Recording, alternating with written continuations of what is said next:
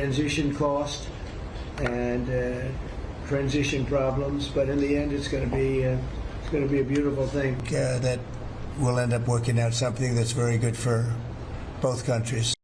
Today, we shift our lens to the escalating trade tension between two global giants, the United States and China, and explore how the clash is reshaping international alliance and even trickling down to impact countries in Africa like Nigeria. Outside Nigeria, it appears there is no end in sight with the imposition of tariffs and counter-tariffs by the United States and China. China has raised import taxes on U.S. goods to 125% as the trade war with the U.S. escalates. This development follows President Trump's imposition of 145% levy on some Chinese goods imported to the U.S. President Xi Jinping has called on the European Union to join China in opposing what he refers to as bullying from the U.S. He insists there are no winners in a tariff war. China's mission to the World Trade Organization says it has filed an additional complaint to the agency over the tariffs imposed by Washington.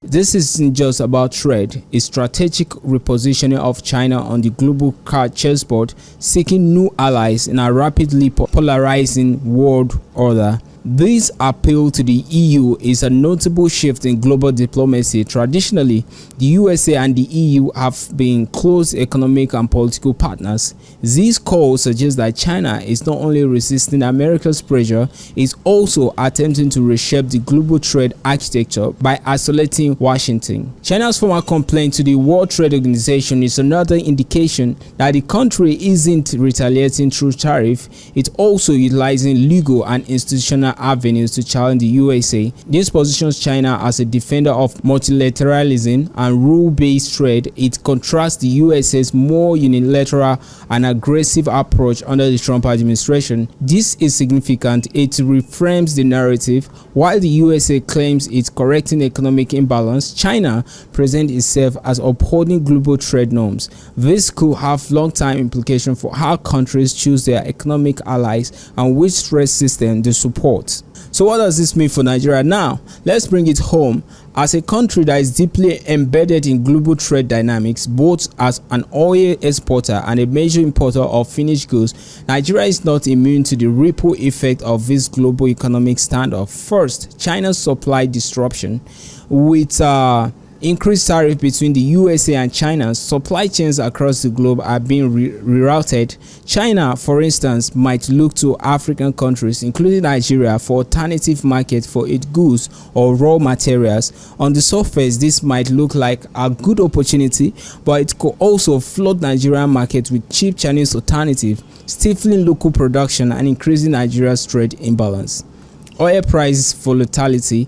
Nigeria's economy is still largely oil dependent. A prolonged trade war between these countries, these economic powerhouses, often leads to reduced global demand for oil due to slower economic growth. This means potential decline in oil prices, which can wreak havoc on Nigeria's revenue and budget planning. Thirdly, currency pressure. With Naira already under strain, any economic shock such as a showdown in trade between the world's largest economies could lead to increased capital flight from emerging markets, including Nigeria. This will weaken the Naira further and push inflation up, especially for imported goods. Investment uncertainty. Foreign investors often react to uncertainty by pulling back or redirecting funds. If trade tensions push the global economy towards recession, Nigeria could see reduced foreign direct investment, especially in sectors like tech, agriculture, and manufacturing that depends on international partnerships. So, where does Nigeria stand diplomatically? Nigeria must walk a tightrope. Aligning too closely with either the USA or China comes with risk. The smart move for Nigeria is to play strategic balancing game, deepening its economic partnership with both sides while pursuing more regional trade integration within Africa.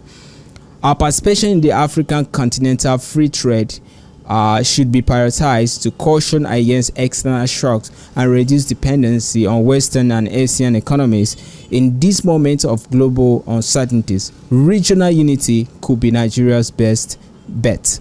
The trade war is not just a distant spat between two superhouses, it's reshaping shaping global economic dynamics that affect everyone from top policymakers to market traders in Onitsha or Alaba. For Nigeria, the time to act is now. We need stronger economic foresight, strategic diplomacy, and bold policy decisions that prioritize self-reliance, innovation, and regional collaboration.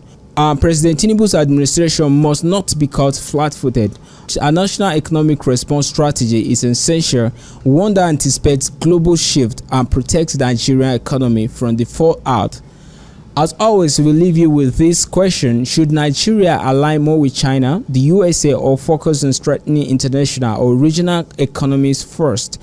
Let us know in the comment section. Until next time, this is Let's Talk Politics on Nigerian News. Stay aware, stay engaged, stay informed. See you next time.